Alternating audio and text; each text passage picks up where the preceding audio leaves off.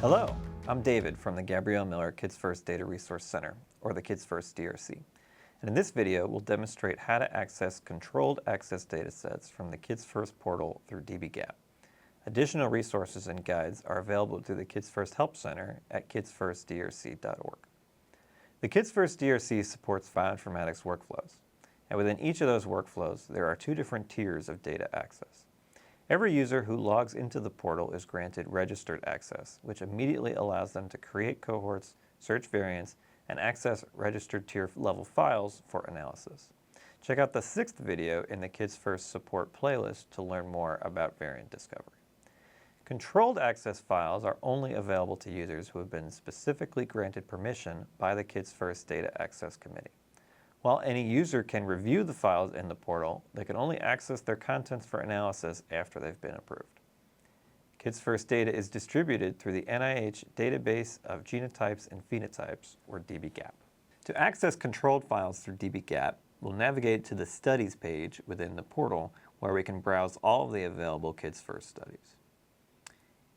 Here you can select the studies you're interested in. Once you locate a study of interest, you'll select the dbGaP link and copy the PHS ID. Let's check out the esophageal atresia study as an example and walk through the approval process. Clicking the link should open a new tab or window outside of the Kids First portal, which will take you to the dbGaP study page. You can double check you're in the right place by verifying that the name of the study in dbGaP matches what is listed in the Kids First portal. Here you can find more information about the study, condition, and number of participants. To apply for access, click the Request Access button at the top of the study page.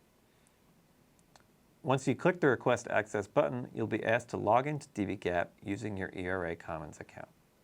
After authenticating with your ERA Commons credentials, you'll select Create New Research Project for your submission. You can review the application instructions and dbGaP Approve User Code of Conduct before selecting Begin New Research Project. You can request access to specific studies by copying any PHS numbers from the Kids First portal into the study accession box on the dbGaP webpage.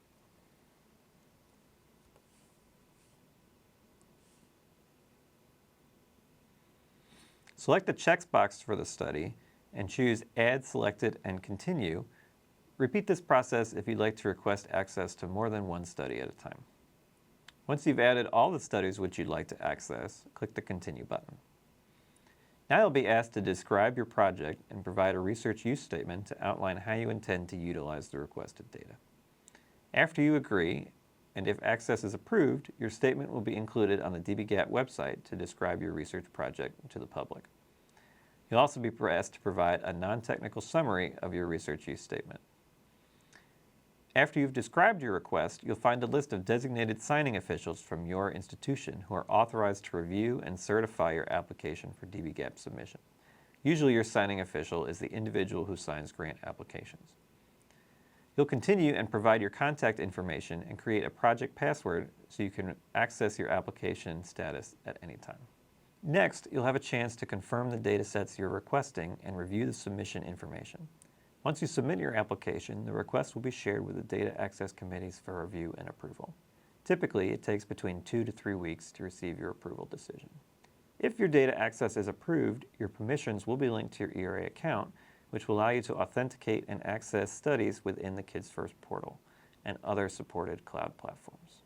For additional resources and submission instructions, check out the Kids First DRC Help Center or reach out to a member of the Kids First DRC support team. Visit the link in the video description. Make sure to check out other user support videos on the Kids First DRC support YouTube playlist.